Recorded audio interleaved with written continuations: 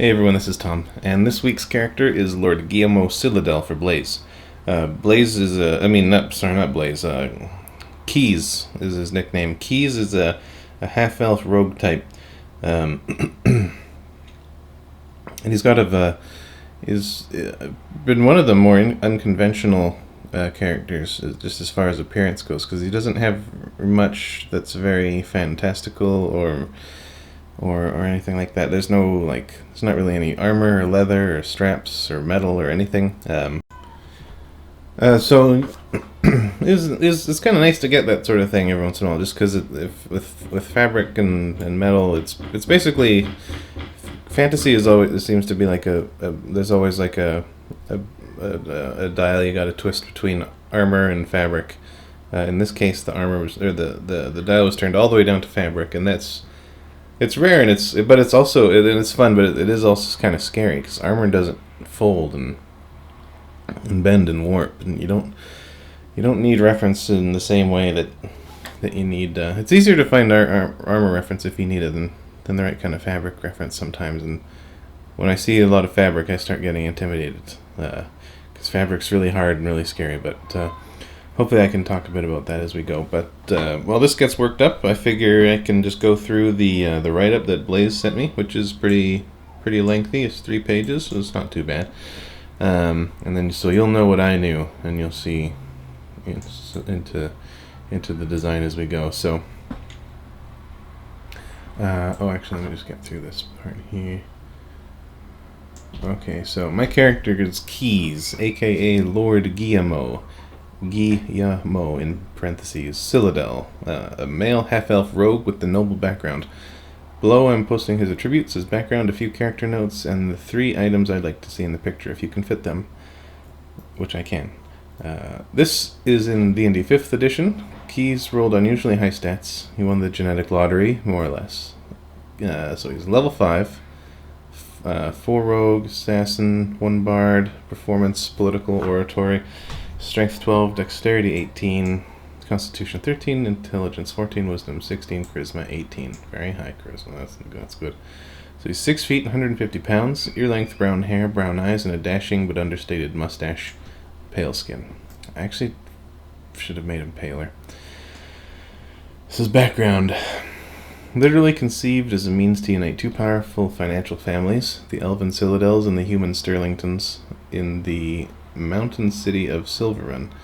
Guillermo was born, bred, and educated to win political power plays and negotiations.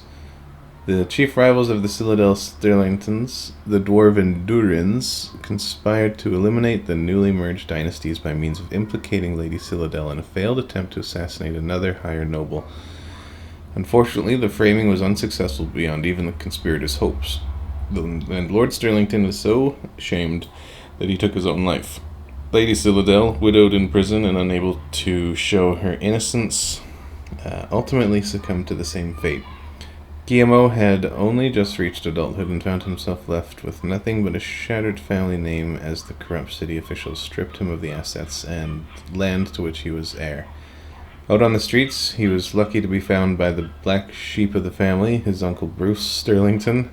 Out on the streets, he was lucky to be found on this... sorry, that dog barking distracted me. He was found by his uncle Bruce Sterlington, who taught him the ways of the rogue. They practiced together for several years as master and apprentice until Bruce, too, was arrested and died in prison. Having lost too much to the city of Silverrun and the powerful Durins, he has taken to adventuring until he can amass enough political power and influence to destroy the Durin family and bring himself to power. The Count of Monte Cristo was a prominent influence. Oh, excuse me. Now age 40, but still sprightly youthful in appearance thanks to his elf heritage. His alignment is lawful neutral.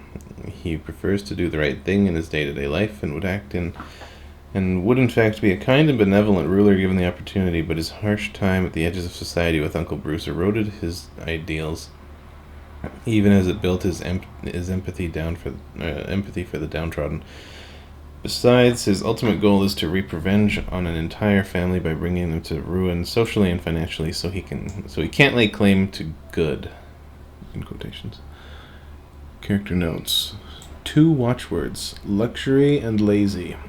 Between his smoking jacket, which is based on one I own, and his slippers of speed, I almost imagine him going around in a well-pressed shirt, but with pajama pants, and maybe an ascot or cravat with a pin on with one of his family's crests. He's never worked a day in his life. When his fortune was taken, he was also blackballed from employment, which is why he became a rogue and lived hand-to-mouth on the streets for a time. He uses his bard spellcasting ability almost exclusively on the spell Unseen Servant daily to have a butler to do his chores, attend to his collar and shave, etc. His Unseen Servant is named Belvedere, which is a perfect name for an unseen servant. Despite being out of touch, tone-deaf, and absurdly lazy, he's a good guy, intent on helping the poor by means of public policy as well as the more classical murdering monsters approach. Born and lived in an analog to Denver, Colorado, which I've been to. It's an amazing place. And has now moved to Rio de Janeiro analog. You couldn't pay me to go to Rio. His obscenely high perception skill is overall focused on skill acquisition rather than being useful in combat, and the idea that he'll be a better civic leader if he is familiar with more policy arenas. Obsessed with the civic infrastructure, zoning ordinances, city planning, and policy. I have a friend who does city planning, and I haven't talked to him in some time, so I don't really know much about what he actually does, but if it's anything like I imagine it is, it would be quite fun. He owns 4 signature items: a maroon smoking jacket like below, maybe not velvet and human rimo, but he likes the rounded lapel corners and trim with color. His slippers of speed, which double movement speed as boots of speed in the D&D Dungeon Master's Handbook. A sheep-themed thieves' tools set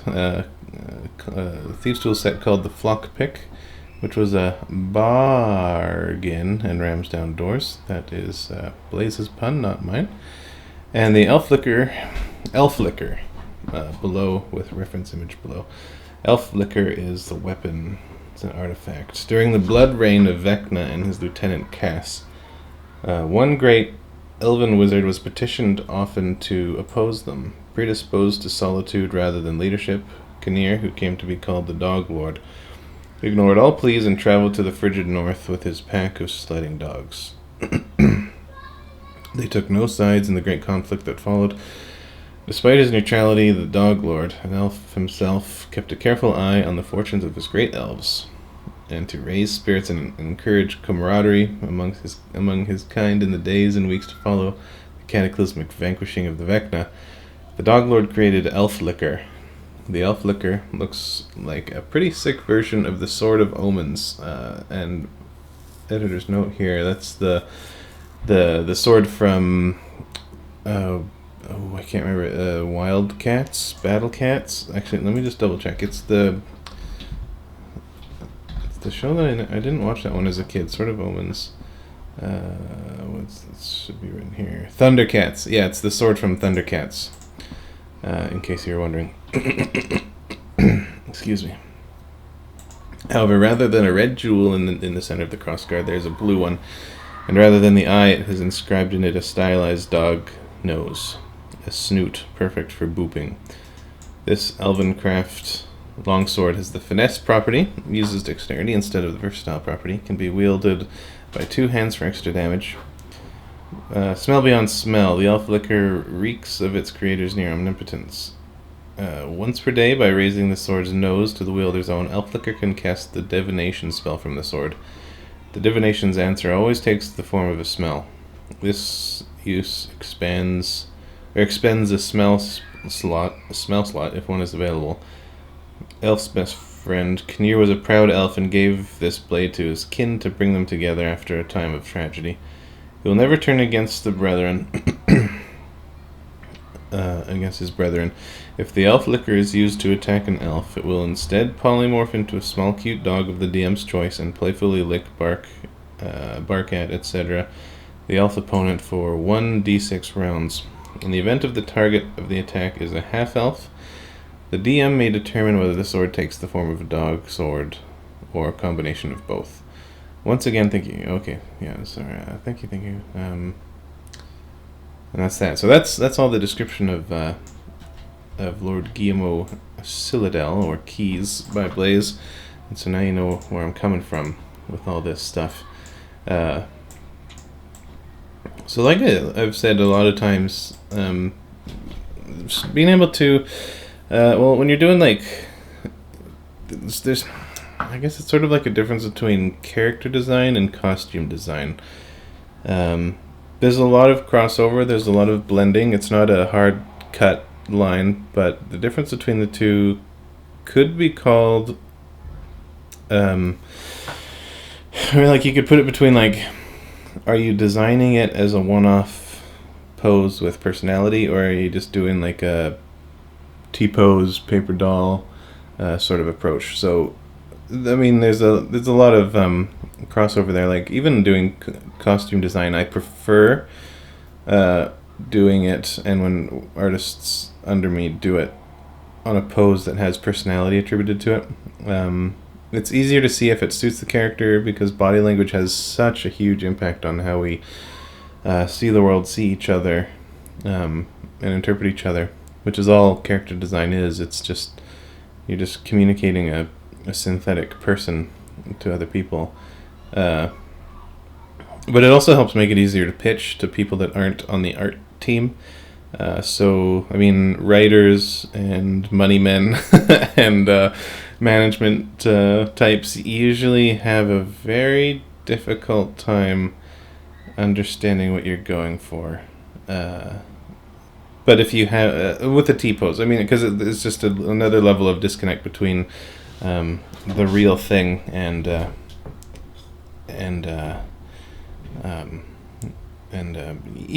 mean, and all that. So I don't remember where I was going to. Oh yeah, I was just going to sort of say where it's like, once you design a character, I mean, body language says so much about how they feel. It can say more than their face a lot of the time, or it can at least say some of the more important stuff about them by their pose. What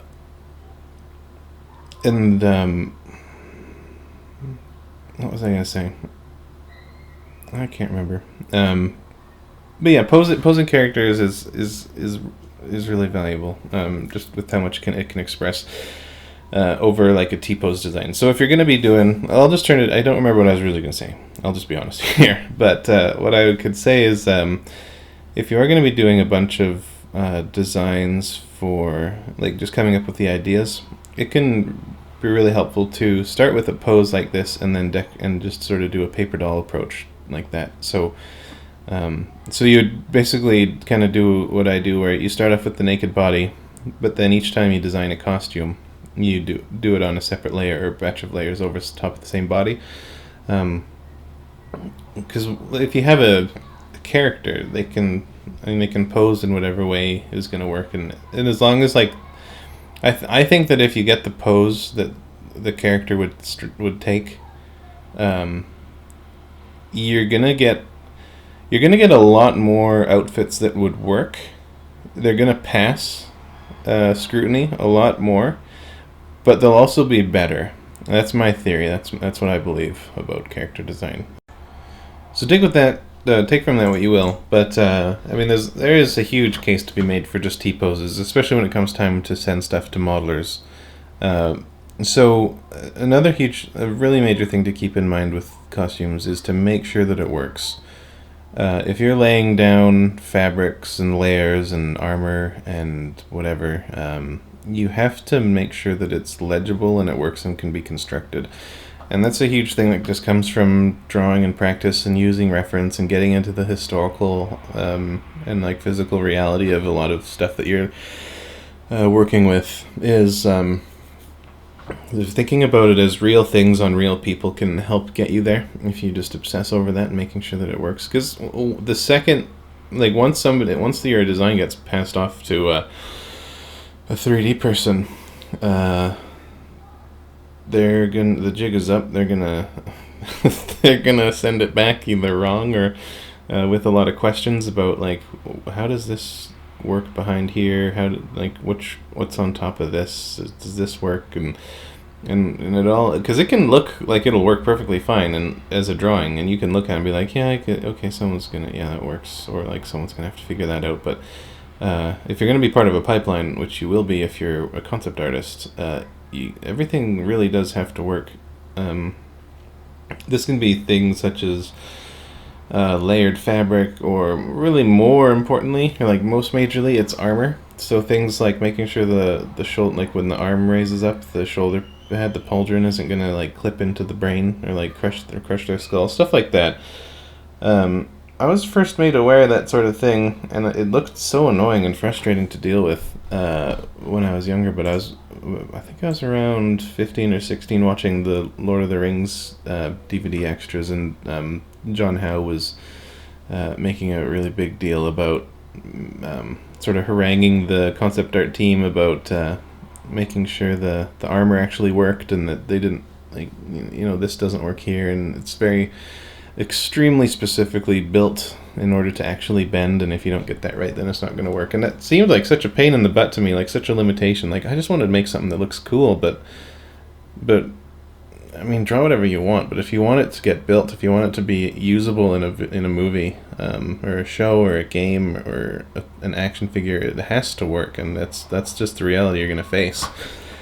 And the thing about it too is that if you're not designing stuff that works, then it's not gonna, the end result is not gonna look like your design, and that's frustrating. Even if you're not like a diva about it, like, it's like, that's not my vision, unbelievable, like, that's frustrating enough. But if your design works and it's good and they change it, then it's their fault, and you can hold them to it. And that's I mean, not like you're gonna be, don't be a jerk about it, but making sure that the fidelity is there is crucial for, not just, it just makes the whole process easier for everybody, and it makes your designs more solid and good and grounded.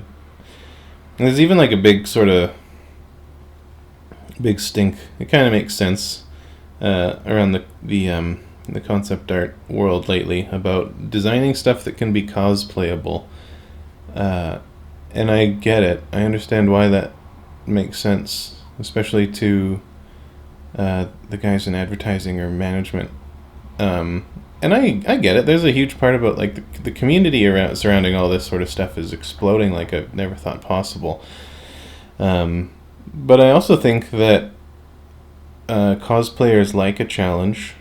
They like, at least from kind of what I gather, I don't know any really personally in too much sort of detail, but I think, I mean, I know that there's a few cosplayers that watch my videos. Maybe they can point it out in the comments or let me know. But I think there is something to be said about not making it too easy for people. Like, you don't want something that you can just go get all the supplies for at the Halloween store, I'm assuming. Like, you want something that you get to build. You want multiple materials. You'll want something that looks like metals, leather, fabric. You want some stuff that you'll need to make yourself. You'll need stuff that you want to figure out how to get done and make little notes. And I think a huge appeal to cosplay is the actual process of making it. And if it's too easy, I think it kind of kills it. And there's also, I'm assuming, there's no glory in it, in easy cosplay. People like to see their friends or who they're fans of accomplish wonders as far as that goes, like stuff with lights in it, stuff with patterns on it, intricately shaped bits of shoulder pad armor and whatever. It's always shoulder pads. Shoulder pads are always the most, like, crazy part of the armor and all that stuff. But I think that makes sense. I might be wrong, and if I'm wrong, then if you let me know, I can stop being wrong. But that's my thoughts on that. But it is pretty widespread. It's ubiquitous. The last few places I've worked, and a lot of people that I know have come across this too. And there's nothing wrong with it, but I think a lot of the time when the higher ups come down and they tell you to design it to be more cosplayable, I think they're overlooking that. I think they're trying to play too soft, and they're lowering standards a bit too much. So watch out. Try to push back if you can. That's what I say. But anyway, so as far as the pose, I mean, I'm in this point in the process, I'm just doing a lot of rendering and figuring out. The face was a nightmare. It was very difficult working out this face. But that's just going to happen sometimes. Another instance where I was just feeling so rusty. I've just been really rusty lately. At least I just feel that way. But anyway, so either way, all this talking about posing, and I'm already a third of the way through. But yeah, I mean, hearing the pose or hearing the description, the pose is basically, I mean, the two main words, the working words that Blaze included was luxury and lazy. So something just comfortable, confident, playboyish, suave, or I guess debonair is sort of a word for it. That's basically what I was sort of going for. He does have an extremely grim backstory with both of his parents committing suicide, and I mean, he sort of reminds me of a little bit of Paul Atreides from Dune in that regard, where he was bred for a reason, and his parents got killed, his dad did anyway, but there's all this sort of stuff. I mean, but even with all that in mind, there is enough humor in Blaze's writing and the outfit that he has. Now this could just be me being a weirdo, but I assume that Blaze. I'm assuming, and I guess my guess is that Blaze plays this character with a bit more humor than grimness. I think his backstory is more of just a good backstory, like a rich backstory. It's like gritty and realistic, and it's got like that heavy, like take this character seriously kind of approach. But I think that he's played for fun. I mean, he's still probably got enough realistic storyline stuff, but I think there's a lot of jokes. I mean, things like, the sword. Did you guys hear that description of the sword? I mean, that's kind of silly. That's pretty dang silly. And even having a smoking jacket. The people that own these smoking jackets do it because it's fun. I mean, you got to dig that stuff up. I mean, that's something that you like. Buy it when it shows up at a thrift store because it's awesome and you're never gonna find one, or you order it online, and because it's like a neat thing to have. And like this, like I imagine that Blaze also has a pipe in his house, and maybe a top hat in a closet somewhere. That's just the read I get on him. I could be wrong. I'm sort of reverse character designing Blaze a little bit, just to even just keeping this character just a little bit light. I didn't want to go into too full comedy or like humor in case I was wrong, of course, which happens all the time. But there was enough. Anyway, even like pajama pants and even that alone is just, this is obviously not too serious of a character. So even though he's like this, I mean, I would be super tortured and traumatized if both my parents had committed suicide, and I used to be wealthy, and now I lived on a street, and then my awesome uncle who raised me died again too. Like I'd probably look a lot like the Crow if that happened to me, but I didn't want to go too hard. So either way, like even just describing, well, if I'm working on the face now, I may as well sort of describe it. So, being half elf, I went really exaggerated with the ears. I think that overall, half elves really often tend to look very just human. And I think having exaggerated ears is fine. I mean, it's sort of like around the scale that I would give for like a full elf, although I usually like to give full elves a little bit more of an up curl or an upturn to the ears at the very tip. But in this case, I thought it'd be quite fitting. I mean, his eyes also go up slightly at the outside, even though it's pretty much unnoticeable from this angle. It's sort of like the old style D&D elves that had like those the eyes that sloped up and out to the side. It was always I always found it a very kind of cheesy look, but it kind of helps with the flavor. It's like a really subtle spice from the spice rack. Other than that, just something a bit more structured and angular. Trying to as like an attempt to find a way to have age and youth at the same time, because he is described as being quite sprightly and young looking since he's half elven. But he's still 40 and he's still half human, so that's kind of a way to try to get that done. I mean, facial hair helps, especially a mustache. Mustaches make you look a lot older, at least they used to. But yeah, I did want to edge on the side of what's it called, younger, being more youthful. Actually, I was thinking about the ears. One thing that a lot of people don't know is in Tolkien's Legendarium, is his big masterwork of Middle Earth and everything. Elves actually look exactly the same as humans, except they look nicer. They're more beautiful. But the only description he ever gives of ears is that of the elven ears is that they're slightly more leaf shaped than a human ear.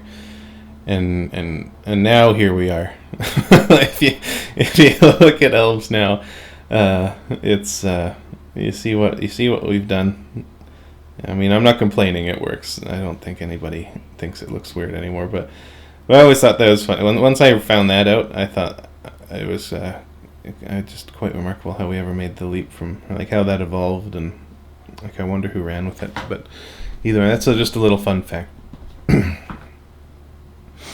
Even as far as his hairstyle, I wanted something that was not overly done. Like, it's not something he gets up and cares about.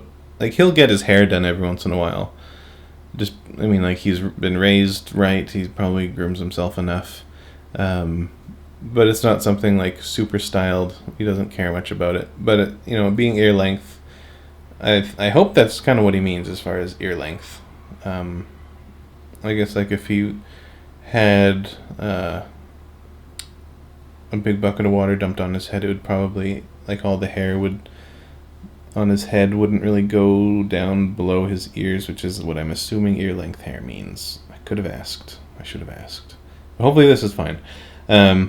Yeah, something greasy, combed over, sort of styled a bit more like a worn out gentleman, like an old timey gentleman from like Edwardian era, sort of like a walk of shame gentleman, like he's been up all night, greasy crumpled shirt, maybe he slept in it, but also a little bit of a receding hairline, not really like like in the top corner of his hairline kind of pulled back a little bit. It's a bit more of like an older guy kind of thing. I hope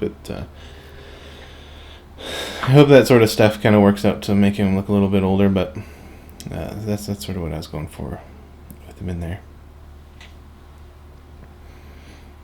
Now, faces are one of those things that can just seem infinitely complex the more you look at it. Even sitting there and trying to paint a polygonal head is extremely difficult for me. Like summarizing things into planes. There are many examples of excellent ones that people have built and ones that you can buy as like an artist reference. And they're the best. The best thing about those, and I never use them as reference, and I haven't built one in 12 years for myself. I made it out of plasticine, but the great thing about polygonal reference is that it gives you a sense of general rendering and value around an object. So like the polygonal head, it'll show you like where the darkest shadows are going to be, where the lightest spots are going to be, like the brightest speculars and everything. The contours of the shape, like especially for me, right under the eye and the cheekbone, and where that sort of juts around in there, that is such a highly variable, like sort of basically like the front of the cheek, like above the top lip, out to the side of the cheek, and then under the cheekbone, and sort of around in there. That is such a ridiculously variable feature of the human face, like depending on how much body fat they have, what their age is, even like whether they're male or female, and like the amount of testosterone they have. I mean, there's a lot to it, but usually, mostly for the most part, it's age and BMI, I guess, body mass index, fat content, body fat percentage. But that it can be a very overwhelming sort of section. It's easy to get it wrong, especially like nasolabial folds, like that line that goes from the nostril out to the side of the mouth. That's really risky. That's a risky business. So when you're working out face stuff, just make sure that you're using reference. Have a good sense of what a face is really doing.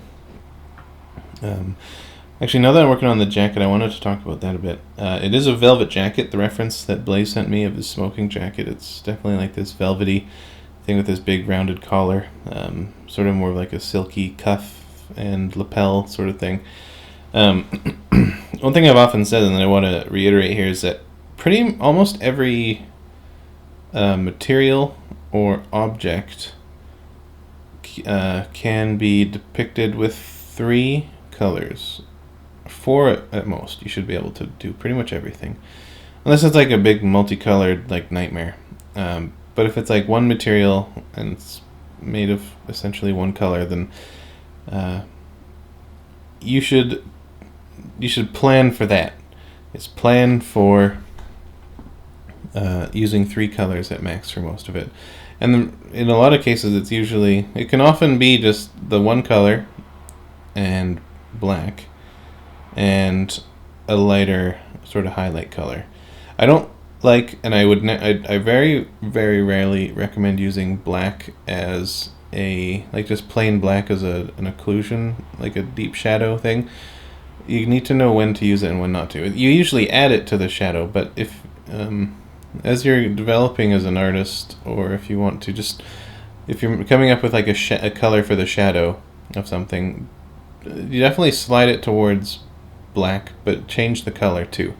If you just go straight to black, it looks like you don't know what you're doing. But sometimes it's the right thing. And finding that balance is crucial. It just has like a cheaper look. Just sort of like painting on top of a white background makes your colors look washed out and miserable. Rendering with just plain black does that too, unless it's in the right circumstance, and it's the right thing.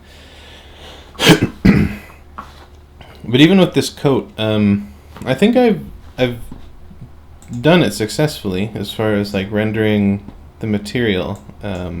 It's this just velvet. I want it to look, it's been well kept.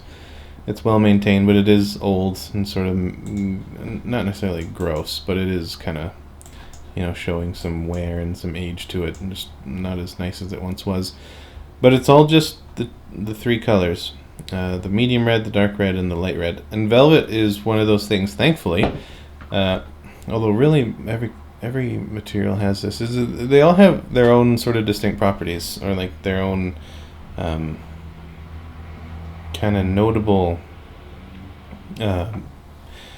basic principles for their appearance. So with velvet, the main thing is like as the surface curves away from your eye, the brighter it gets. So you can notice on this character how around the outside of the edges it gets lighter, and then towards you, where the more head on the surface is to your eyes, the darker it is.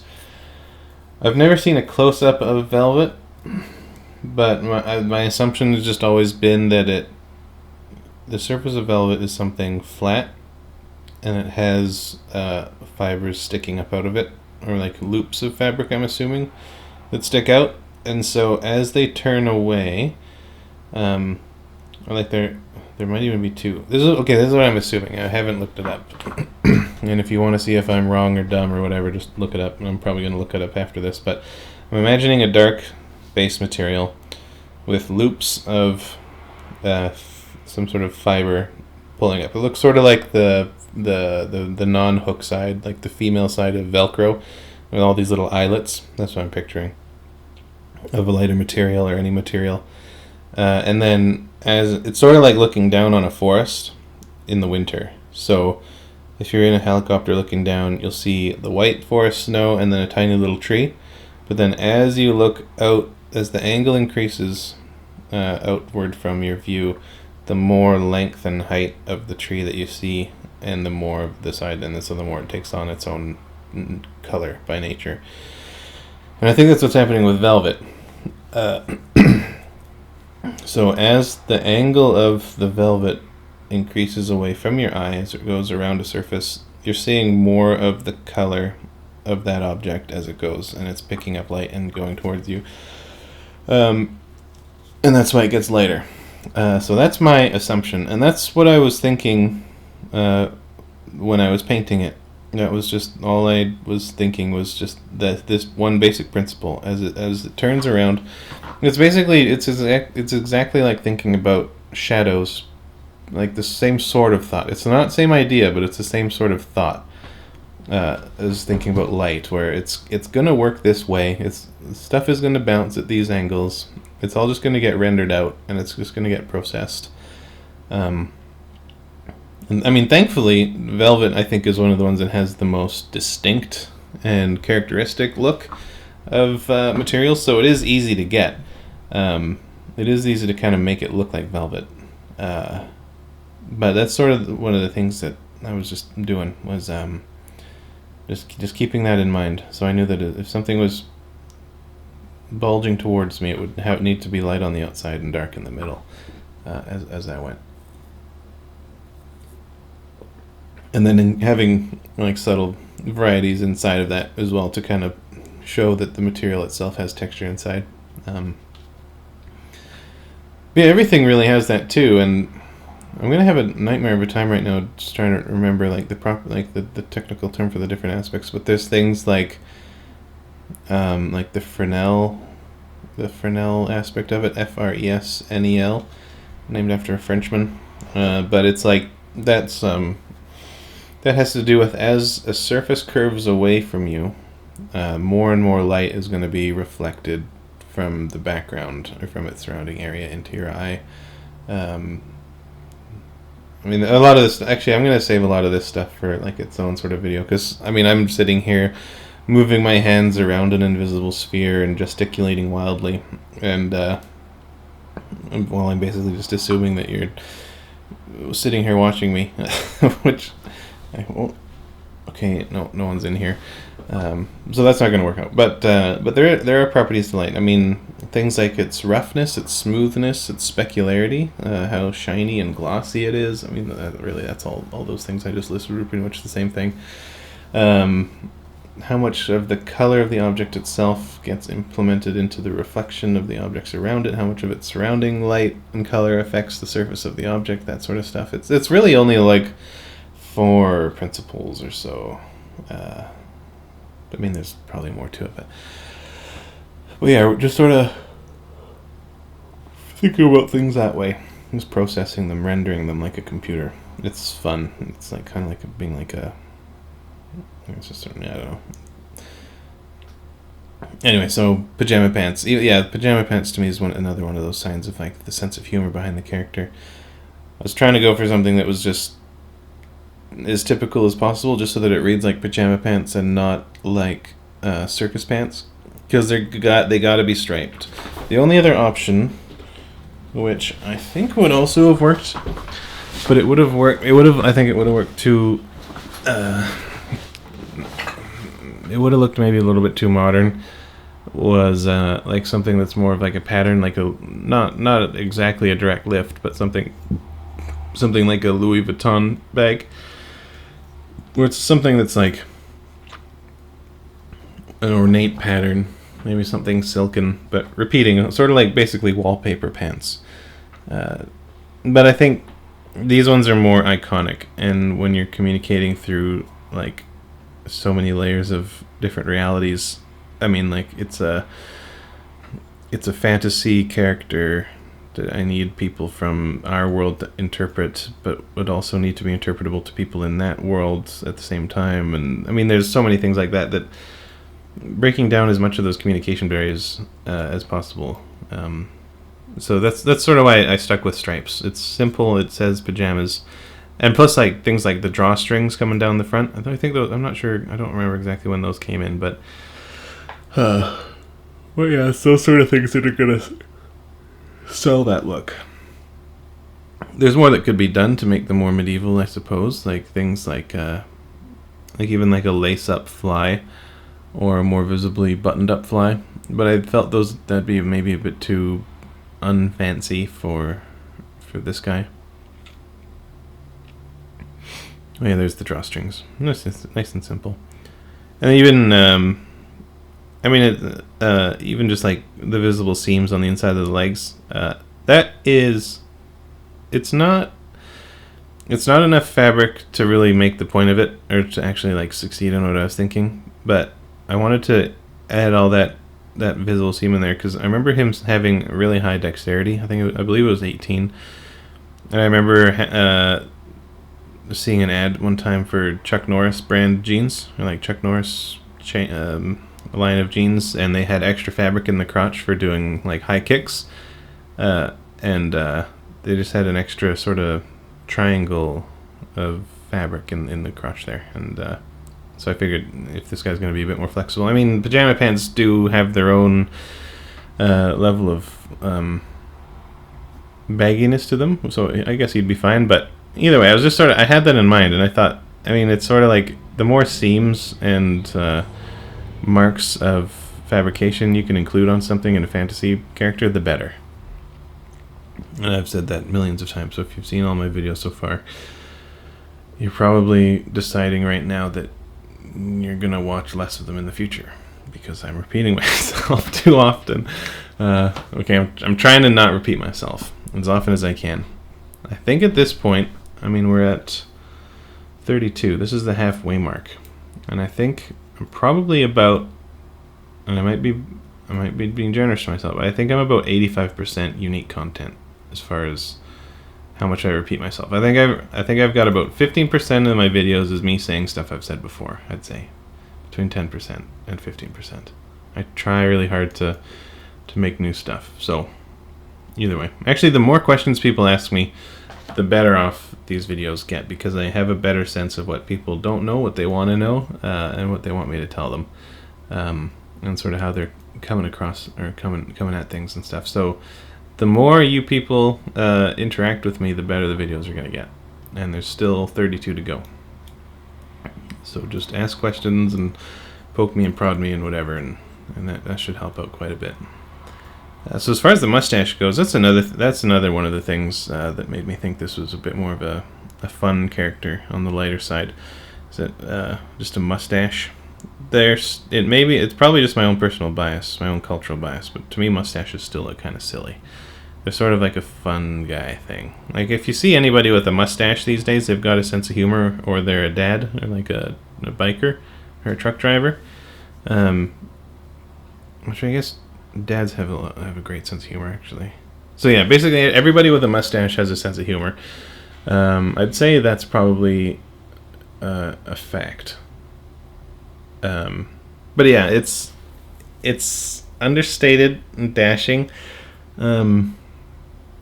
And I really didn't want to give it like curled up sides, because that's too funny. And I didn't want it to look too manicured, like a John Waters sort of thing, because he's already got the smoking jacket, and that would sort of give him like a weird kind of sex pervert look. So something that was clean and tight and well enoughly maintained, but it's not something that he fusses over.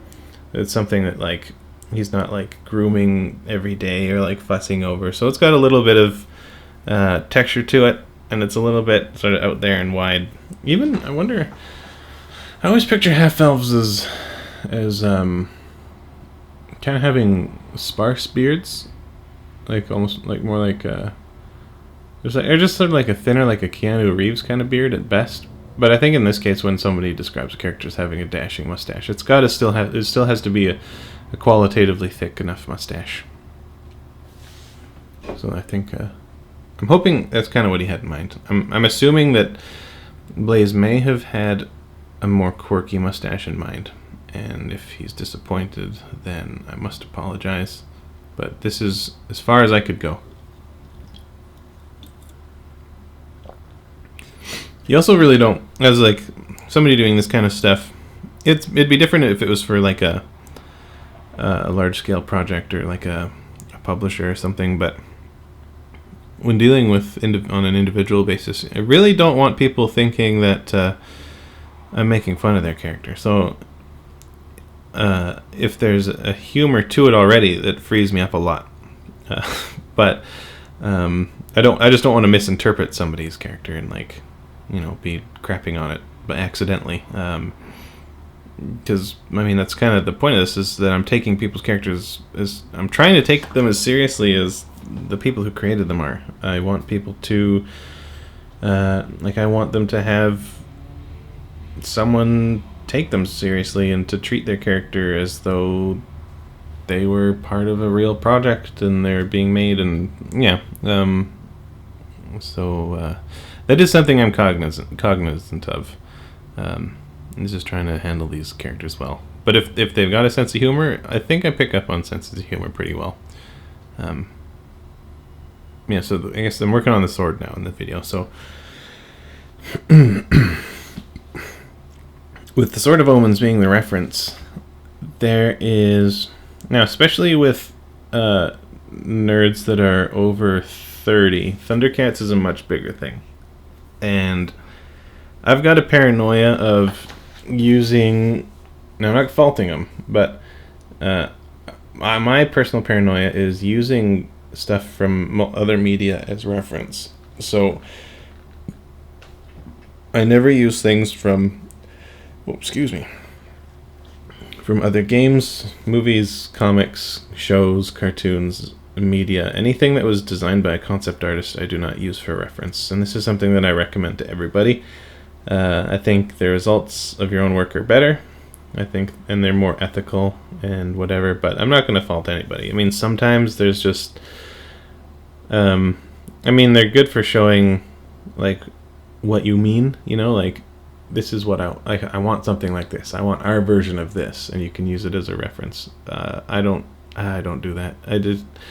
It's my own personal thing. I'm not going to judge you for it if you do it. And especially if you're starting off, whatever gets you your results, and you're not ripping them off directly, then okay, do whatever you want. But okay, either way. So I wanted it. Definitely, it's inspired by the design of the Sword of Omens, with the placement of the gemstone in the middle of the blade and what have you, but I don't want it to be so similar that it looks like it's just Blaze's version of the Sword of Omens. That sort of stuff's like a nightmare to me. I want it to take from that sword what it would need in order to live up to that expectation of it being the reference, but still distinct enough that it's fresh and new and different enough. The people can't follow your steps. I think that's something that a concept artist needs to really be cognizant of, or at least be paranoid about, even if it's unhealthy. Is you don't want people to be like, oh, I know where they look. It's sort of more like you really only gotta wonder or worry about other concept artists, and which are really rare, about kind of where they're sort of seeing your work. And this is probably me just being a weirdo about it, but I'm just really paranoid about people being able to look at something and say, oh yeah, I saw that on Reddit, or I've got that bookmarked, or that's in my reference folder under coolstuff.com. or whatever websites people go to these days. That's just me. Okay, well, anyway, back to the sword. Yeah, so it's actually, I'll talk about these sandals while I'm going. The slippers of speed. The speed of slippers. Let me see if I can find out what these are called again. Slippers of speed. Yeah, so overall they're sort of they're not really a big deal. They're very subdued. They're more of they're inspired by some moccasin slippers that my dad has, slippers that he's got, that he wears, especially around Christmas time, in the winter, because they're all nice and cozy. So something deer hide, something puffy and soft and friendly, and something that you wouldn't expect to be enchanted. I think I've got a thing about, I love making enchanted stuff not look super enchanted. Unless in certain instances of maybe someone who looks super heroic or heroic-y, or someone who's really rich or wizardy or royal, then it'd look really fancy and stuff. But okay, now I'm back to the sword. Okay, so that's just sort of the thing I do, is I bounce around a lot. And I think it's sort of built from a habit of trying to bring as much of things up as I can as I go, at like a similar level.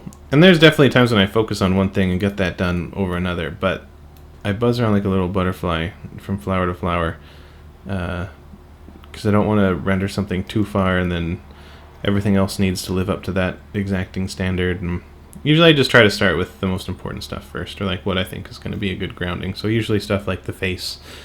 I mean, you get the pose figured out, but then it's good to work on, and once you have like the costume blocked out, it's good to work on the face, because then it's even more personality that you get to sort of point things towards. And either way, so these teardrops here, these teardrop shapes are symbolic of, and they sort of do get lost because of the rendering, and that's what happens with even with like normal silverware.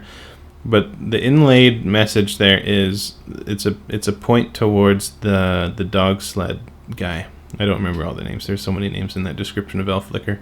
But there's the dog sled guy, and so you've got the lead dog out front, as you can see in the very center of the cross beam, and then the rest of the dogs running side by side, tied together through that continuous line, that leash work, back down towards the pommel. So that's a little bit of a throwback to there, to that description. If you ever are in Canada, and especially in Banff, every year they have, I know in Banff, I'm sure it's in a lot of other places too, but you can take dog sled rides, and it's very fun. And the dogs are wonderful, and they usually have puppies, and you can go and see the puppies. So just a heads up. And then even the gemstone in the middle here, the design of it is it's supposed to be like a dog nose. I think in the Sword of Omens, I believe it's just a circle, and I said that's boring, and Blaze deserves better than that. So I pushed the whole thing into like a stylized dog nose shape, and had like the nostrils and the curly parts of it around too, and just sort of tried to make it a little bit more interesting than just a circle. A circle is just very stale and dull, I think. So you gotta try to push that as much as you can. Sometimes the circle is exactly what it's got to be, and that's fine. You don't have to try to fight it. Yeah, so Jim. And I realized today that I misread the email, and I was supposed to make the whole crossguard glow, and not just the gem. I thought he just wanted the gem to glow, so I'm sorry, Blaze. I hope you'll forgive me. Yeah, so that's all the details of the sword there. I'm trying to tie it in with the lore as much as I can with that sort of stuff. And then the sheath down the side is simple leather, just sort of old leather. It's zoned down the middle. Like, even though it's simple, I wanted to have. If you gotta have it be simple, you gotta have the textures right. That's a good rule of thumb. If it's a simple design, the materials gotta be bang on, or at least super legible. So in this case of the sheath, it's not like flashy or anything, but it has enough little detail of just showing the leather stitched around it, and then just a little bit of metallic bonus work on the end. It's got to have a little bit of something there.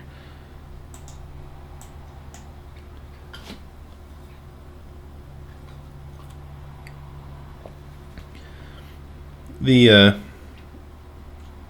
baldric, or I think it's a baldric. I can't remember I'm not sure. I'm not 100% confident of the technical term, but his sword belt,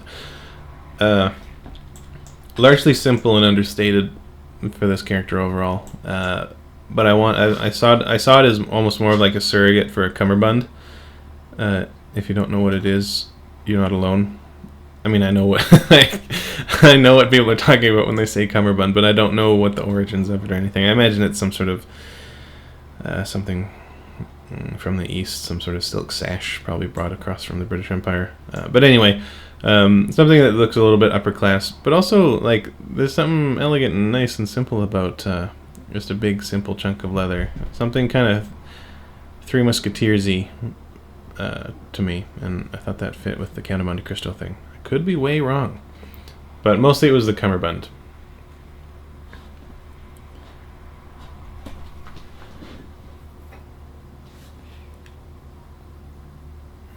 Yeah, touch-ups, touch-ups, touch-ups, touch-ups.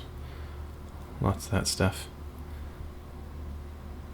So yeah, back to the booties here. So yeah, comfortable moccasins. I thought that would go well with like the pajamas and like the sweatpants kind of vibe that he's got here. They're tied up with lashings around his ankles, around the lower part of his legs, just because they've got to get held on, because he is going to be able to run fast. These are just sort of slip-on